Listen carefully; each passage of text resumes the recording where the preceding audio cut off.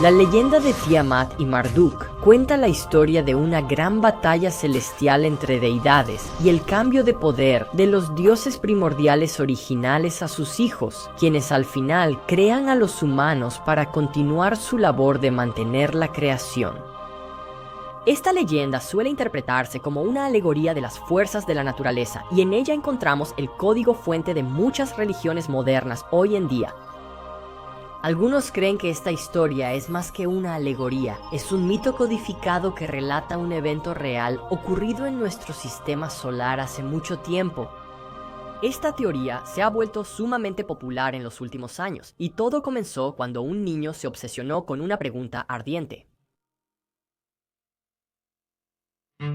En los años 20, Zecharías Sitchin estaba en la escuela escuchando a su maestra leer la Biblia. Fue en Génesis 6 donde oyó a su maestra decir: ¿Había gigantes en la tierra entonces? A lo que Zecharías levantó la mano y preguntó: ¿Por qué dices gigantes? El hebreo antiguo dice Nefilim, ¿quiénes son? Su maestro respondió: Siéntate, Zecharías, no se cuestiona la Biblia. Y así comenzó. ¿Quiénes son los Nefilim? Se convirtió en una pregunta ardiente y obsesiva en la mente de este joven inspirado. Después de su experiencia con su maestro, Zecharías se dio cuenta de que siempre había tenido plena fe en la Biblia. Lo que él cuestionaba era la traducción de la Biblia y las interpretaciones individuales de esa traducción. Sin poder pedir ayuda a sus maestros, decidió actuar por su cuenta. Mientras crecía, buscó respuestas y pronto se enteró del descubrimiento de las tablillas sumerias. Fue aquí donde Zecharías encontró los orígenes del Antiguo Testamento, junto con un gran volumen de obras complementarias que nunca llegaron a formar parte de la versión oficial de la Biblia. Se dio cuenta de que para entender la respuesta a esta pregunta sobre los Nefilim, tendría que aprender cuneiforme sumerio. Esto marcó el inicio del viaje de toda la vida de Zecharías, dedicado a leer y descifrar el significado de los textos y la respuesta a la pregunta ¿quiénes son los Nefilim? En 1976, Sitchin publicó El 12º planeta, sorprendiendo al mundo con sus hallazgos, tras años estudiando tablillas y reuniendo a personas alrededor de una nueva visión de la historia de la Tierra. Para 1998 ya había terminado las crónicas de la Tierra con el Código Cósmico y publicó muchos otros libros hasta su muerte en 2010. Para él, fue abrumado por una interpretación de las tablillas que creía que intentaba explicar una serie de eventos físicos reales que ocurrieron en nuestra historia y explicar la razón por la que las cosas son como son en nuestro sistema solar y en nuestro planeta hoy en día.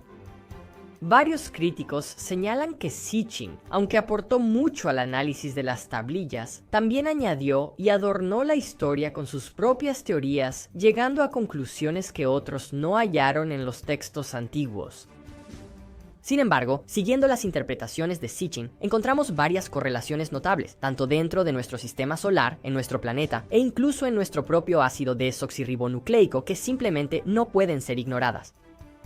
Como siempre, por favor ten tu propia experiencia mientras recorremos esta historia. Incluso si no crees que esto sea un hecho histórico, puedes disfrutarlo por la fascinante historia que es. Ahora exploremos una de las interpretaciones más únicas de esta gran batalla celestial y veamos realmente si resiste el escrutinio científico en la actualidad.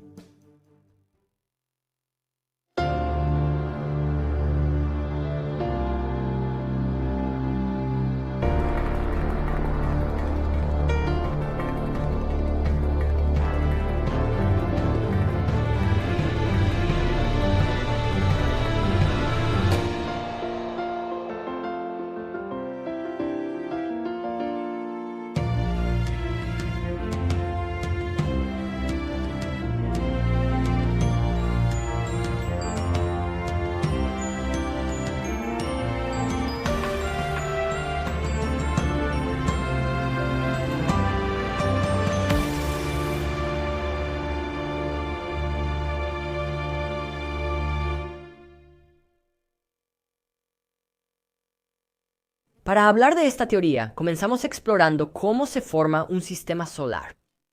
Aún existen muchos misterios científicos sobre la formación de un sistema solar. Hoy en día, los científicos planetarios y cosmólogos han presentado ideas que explican esto bastante bien. Una estrella se forma en los brazos de una galaxia cuando el polvo y gas cósmico se comprimen por la gravedad hasta crear un punto singular. Formada por polvo y gas cada vez más comprimidos, comienza a emitir una enorme cantidad de luz y calor y termina creando un gran disco que gira en espiral a su alrededor. En lo profundo del disco nublado, los cúmulos de polvo se calientan rápidamente hasta convertirse en gotas de roca fundida, los componentes básicos del sistema solar. Al girar en espiral alrededor de la estrella en formación, estos cúmulos se fusionan y crecen hasta formar cuerpos mayores, base de asteroides y planetas. En algún momento durante este desarrollo, la protoestrella experimenta fusión y se enciende convirtiéndose en una estrella bebé que emite una enorme cantidad de algo llamado viento solar, expulsando la nube de polvo y dejando solo la materia sólida y más densa, la cual sigue fusionándose y formándose en planetas hasta convertirse en los cuerpos celestes de un sistema solar. Un dato curioso es el misterio de cómo nuestro planeta acuoso llegó aquí, ya que en la formación temprana del sistema solar se cree que hacía demasiado calor para que el agua no se evaporara y fuera expulsada por el viento solar. Una teoría principal sobre cómo obtuvimos tanta agua es por condritas carbonáceas, rocas espaciales que transportan agua y chocan contra el planeta. Sin embargo, esto todavía nos deja muchas preguntas por responder, porque si este es el caso, ¿por qué no vemos la misma cantidad de agua en ningún otro lugar del sistema solar? Excepto en el cinturón de asteroides. Esta conversación es relevante porque, según la teoría de Sitchin sobre las tablillas sumerias, la historia inicia en los primeros días de nuestro sistema solar. Las primeras líneas del Enuma Elish comienzan cuando los cielos de arriba no existían y la tierra de abajo no había llegado a existir. Existía Apsu, el primero en orden, su progenitor. La mayoría de los estudiosos ven a Apsu como el dios del agua dulce y lo asocian con los acuíferos bajo Mesopotamia. Sitchin, en cambio, pensaba que representaba al sol, el primero y progenitor de todos. Mumu, visir de Apsu, sería Mercurio, un pequeño cuerpo que orbita cerca de la estrella brillante. Y por supuesto, estaba la hermosa diosa llamada Tiamat, la resplandeciente, la doncella de la vida, que era el planeta que eventualmente se convirtió en la Tierra. Sin embargo, al principio no era igual a como conocemos nuestra Tierra hoy en día. Tiamat era un planeta particularmente especial, ya que estaba completamente cubierto de agua, el único planeta así en el sistema solar. También era mucho más grande que la Tierra actual, aproximadamente del tamaño de Neptuno, y además tenía una órbita diferente. Estaba más lejos del Sol, en una órbita donde hoy está el cinturón de asteroides, entre Marte y Júpiter. Sobre la formación de Tiamat, se observa que el hidrógeno y el oxígeno, componentes del agua, son de los elementos más abundantes en el universo, según estudios de nubes interestelares y ciencias básicas. Así que tendría sentido que, mientras se formaba el sistema solar, probablemente hubiera toneladas de hielo de agua, o al menos hidrógeno y oxígeno, que eran atraídos desde todas las direcciones, chocando entre sí y formando lo que probablemente era un campo bastante grande de hielo de agua y otros escombros, que incluso pudo haber estado parcialmente en estado líquido, sólido y gaseoso al mismo tiempo, girando en una furia de vientos mortales y tormentas. En el documento Origen del hielo de agua en el sistema solar, una científica del Laboratorio Lunar y Planetario explica que el hielo de agua en la formación planetaria tiene al menos dos fuentes. Se condensa más allá de cierta distancia del protosol, no más de 5 unidades astronómicas, pero quizás tan cerca como 2, y cae desde la nube molecular circundante. Esto nos interesa porque se relaciona con nuestra teoría, ya que el cinturón de asteroides está entre 2.2 y 3.2 unidad astronómica del Sol, donde según la historia estaba Tiamat. Esto tendrá más sentido cuando terminemos de explorar esta teoría. En la épica babilónica, Sitchin explica que la formación de 6 deidades en pares representa la creación de otros planetas del sistema solar a partir de escombros alrededor del Sol. Por ejemplo, Lamu y Lahamu se cree que representan a Marte y Venus. Curiosamente, Lamu y Lahamu provienen de la palabra sumeria para guerra. Sitchin dice que los mesopotámicos sabían que Marte era el dios de la guerra y Venus, la diosa del amor y la guerra. Y así, el concepto de que Lamu y Lahamu eran Marte y Venus encajaba tanto mitológica como etimológicamente. Luego se forman Kishar y Anshar, de quienes se dice que superan o sobresalen más allá de Lamu y Lahamu. Eran, claro, Júpiter y Saturno. Los babilonios hacen una nota especial para describir que Anshar tenía un emisario primogénito o visir llamado Gaga, que se cree que es una luna particular de Saturno, la cual algún día se convertiría en Plutón, y veremos cómo sucede eso en un momento.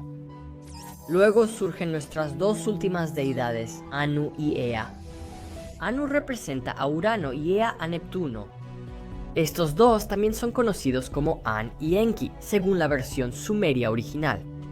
Es curioso que Neptuno sea también el dios del mar en la mitología romana y equivalente a Poseidón en la griega. Es curioso porque Ea o Enki en Mesopotamia fue llamado primero el dios del agua. Es curioso que Neptuno no se descubrió hasta 1846. Sitchin interpretó que en los primeros días del sistema solar, las órbitas planetarias aún no eran estables ni armoniosas. Como nos dicen las tablillas, iban y venían y perturbaban el vientre de Tiamat. Sitchin escribe que la familia recién creada de planetas estaba lejos de ser estable. Los planetas gravitaban unos hacia otros, estaban convergiendo sobre Tiamat, perturbando y poniendo en peligro a los cuerpos primordiales. Aquí tenemos referencias obvias a órbitas erráticas. Los nuevos planetas iban y venían, se acercaban entre sí, interfirieron con la órbita de Tiamat. Aunque Tiamat era la que estaba principalmente en peligro, Apsu también encontraba detestables los caminos del planeta. Las tablillas describen que Apsu, preocupado por Tiamat, expresa la idea de destruir a los hijos. Es curioso al relacionarlo con los planetas.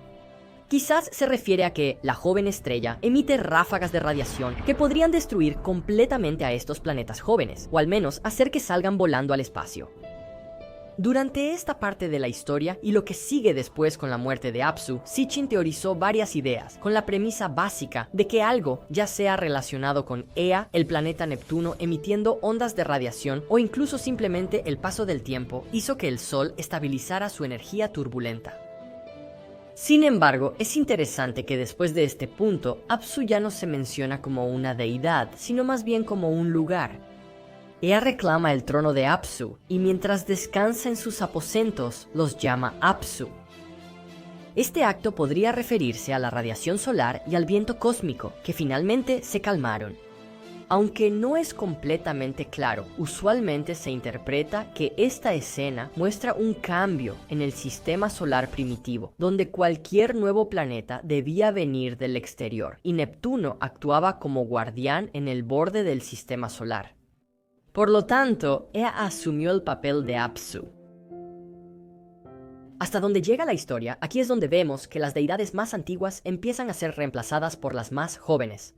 Y eso es exactamente lo que sucede, porque poco después de esto, Ea da a luz a Marduk y Tiamat se enfurece con sus hijos. Marduk, como quizás suponías, fue visto como un nuevo planeta que llegó a nuestro sistema solar desde fuera. Para evitar confusiones, aclaro que según Sitchin, Marduk, cuando se refiere como planeta, suele llamarse Nibiru, un nombre popular en años recientes para un supuesto planeta perdido en los límites del sistema solar. Sin embargo, la palabra Nibiru en las antiguas tablillas está escrita de varias maneras. Palabra usada para describir un planeta, generalmente Júpiter y una vez Mercurio. Se usa para describir a un dios, específicamente Marduk, que podría ser un planeta. También se usa para describir una estrella en el cielo, específicamente la estrella de Marduk. En la astronomía babilónica, Nibiru también parece referirse al equinoccio y a los objetos astronómicos asociados con él.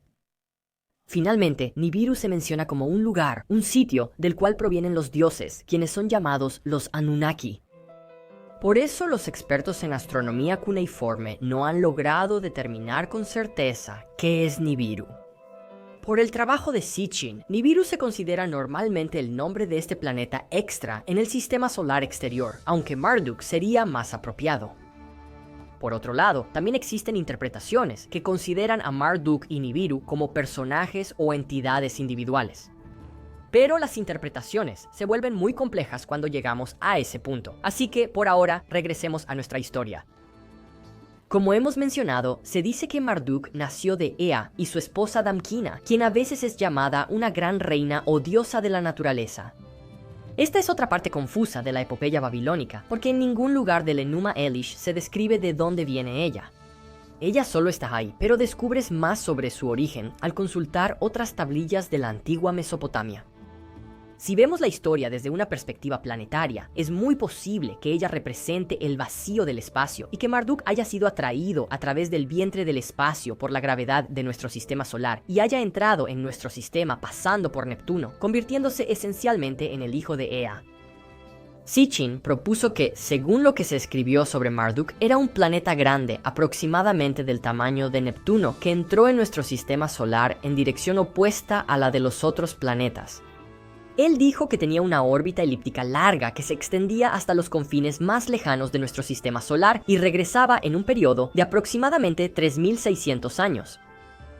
El paso de este planeta siempre era un gran evento en el sistema solar, pues alteraba la gravedad de los demás planetas y provocaba terremotos y tsunamis. Luego se alejaba más allá de los planetas y desaparecía de vista. Algunas teorías dicen que este planeta llegó a nuestro sistema solar tras ser expulsado al espacio cuando su estrella explotó. Sin embargo, Sitchin creía que Marduk debía ser un planeta muy joven, ya que la tablilla decía que estaba escupiendo fuego, lo que podría haber sido una señal de una tremenda actividad volcánica y radiación. El drama de esta gran batalla celestial comienza cuando Marduk entra por primera vez en nuestro sistema solar y al pasar cerca de Urano sucede algo intenso. Las tablillas escriben: Anu formó y dio a luz a los 4 vientos. Se los entregó a Marduk, mi hijo, déjalos girar. Estas líneas fueron interpretadas como la representación de varios grandes fragmentos de materia planetaria que comenzaron a desprenderse del cuerpo de Urano y fueron atraídos hacia el paso de Marduk, lo que resultó en la formación de 4 satélites. Estos 4 vientos fueron lanzados en rápida órbita alrededor del planeta, girando como torbellino.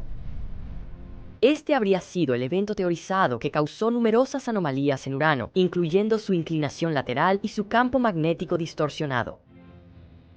Al continuar avanzando hacia nuestro sistema solar, el planeta pronto fue capturado por las tremendas fuerzas gravitacionales de Saturno y Júpiter, y su trayectoria se curvó hacia el centro de nuestro sistema solar y Tiamat. En la historia, Marduk visita a Anshar, quien sería Saturno, y Anshar envía a su visir Gaga con Lamu y Lahamu, Marte y Venus.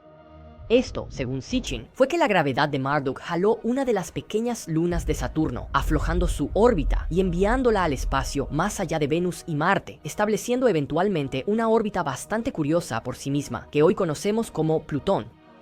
Es posible que Marduk también haya influido en la creación de Quirón, el planetoide entre Saturno y Urano. Al acercarse, la gravedad de Marduk perturbó a los planetas interiores, especialmente a Tiamat, de quien se desprendieron agua y rocas, formando 11 satélites que giraban en espiral como escudo alrededor del planeta. Estos eran los 11 dragones y monstruos que Tiamat invocó en la historia. Sitchin escribió que las tablillas describían a Marduk y Tiamat como coronados con halos, dándoles la apariencia de dioses. De particular importancia en la cosmogonía mesopotámica estaba el mayor de los satélites de Tiamat, Kingu, el primogénito, entre los dioses que formaron su asamblea. Es importante porque mientras Marduk se acercaba, Kingu se aproximaba a él y se alejaba de la órbita de Tiamat. Sitchin creía que el hecho de que Kingu fuera apartado de esta manera representaba que Tiamat le estaba entregando a Kingu la tabla de los destinos. En esta interpretación, la tabla en sí era en realidad una órbita planetaria propia, que Kingu casi adoptó. Sin embargo, pronto Marduk fue puesto en una trayectoria de colisión inalterable con Tiamat. Tiamat y Marduk, el más sabio de los dioses, avanzaron uno contra el otro. Avanzaron hacia un combate singular. Se acercaron a la batalla. Cuando pasó, no era Marduk en sí, sino uno de los vientos arremolinados a su alrededor el que chocó contra Tiamat y le arrancó un trozo fenomenal, partiéndola en 2. Todos los satélites de Tiamat, excepto Kingu, fueron destruidos y sus restos siguieron orbitando el Sol en la órbita de Tiamat. Su cuerpo se distendió, su boca se abrió de par en par. Él disparó una flecha ahí. Le desgarró el vientre. Le atravesó las entrañas, desgarró su útero. Habiéndola sometido así, extinguió su aliento de vida. Tiamat quedó agrietada y sin vida, pero su destino deparaba futuros encuentros entre ambos planetas. Marduk se alejó por el espacio, pero quedó ligado gravitacionalmente a regresar a este lugar. En el segundo paso por el sistema solar, los satélites de Marduk chocaron de nuevo con los restos de Tiamat, partiéndola en dos. Este fuerte golpe envió un enorme pedazo, destinado a convertirse en la Tierra, a una órbita donde antes no orbitaba ningún planeta. Los fragmentos de Tiamat formaron el cinturón de asteroides, conocido por las tablillas sumerias como el brazalete martillado. Con el paso del tiempo y mucha actividad tectónica extrema, los restos de Tiamat finalmente volvieron a tomar una forma esférica, esta vez con más tierra en su superficie que antes. Kingu, que flotaba junto a Tiamat desde que conoció a Marduk, la siguió hasta su nueva posición entre Marte y Venus y se volvió la Luna. Marduk una vez más salió disparado al espacio y continuó orbitando alrededor del Sol desde una gran distancia. Esto, según las interpretaciones de Sitchin sobre las tablillas, es cómo la Tierra llegó a estar donde está hoy.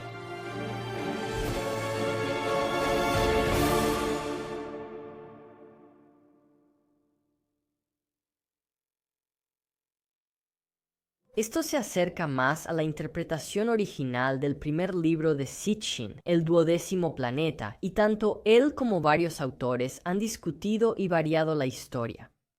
Por ejemplo, existe una versión donde los Anunnaki repararon y realinearon la destruida Tiamat, y luego repoblaron el planeta. En última instancia, hoy lo que hemos cubierto es la historia básica, y animamos a todos a explorar esto como mejor les parezca. La razón por la que Marduk o Nibiru era llamado el 12º planeta es que, según Sitchin, los sumerios contaban la Luna, el Sol y Plutón como planetas. Así, Marduk sería el 12º.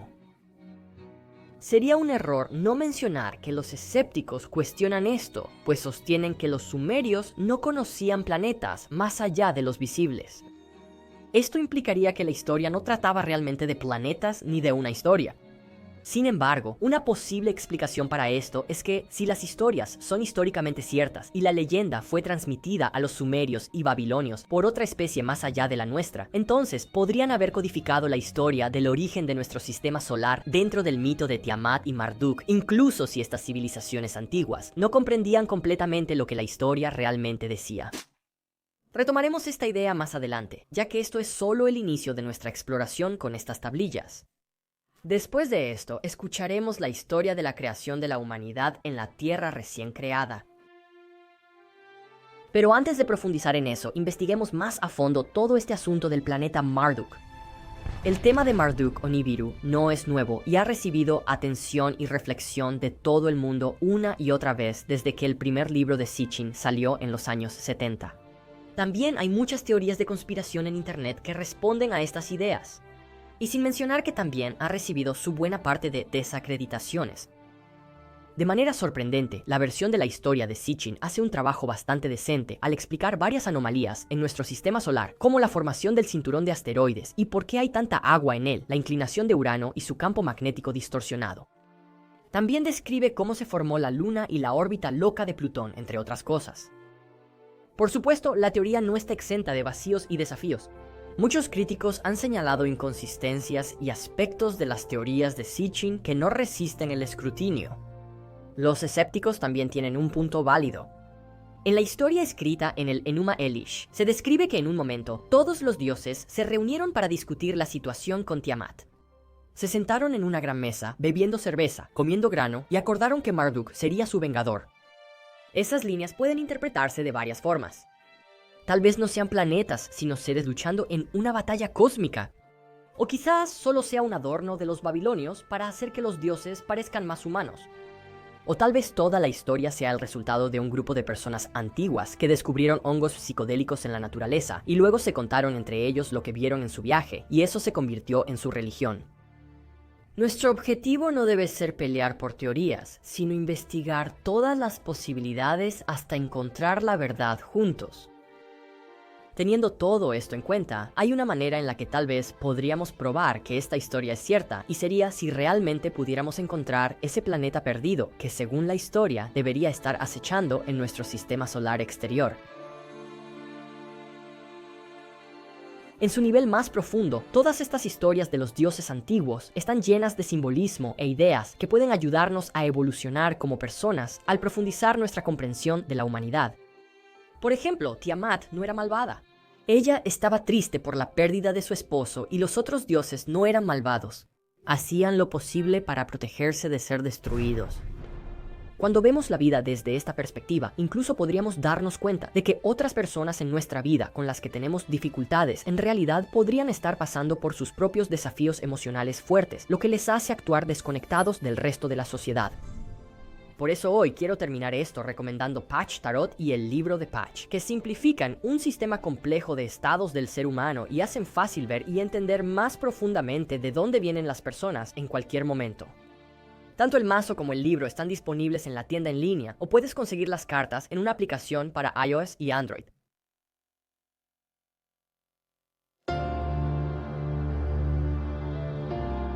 La historia de Nibiru, el planeta perdido, se hizo famosa mundialmente, originando muchas teorías de conspiración.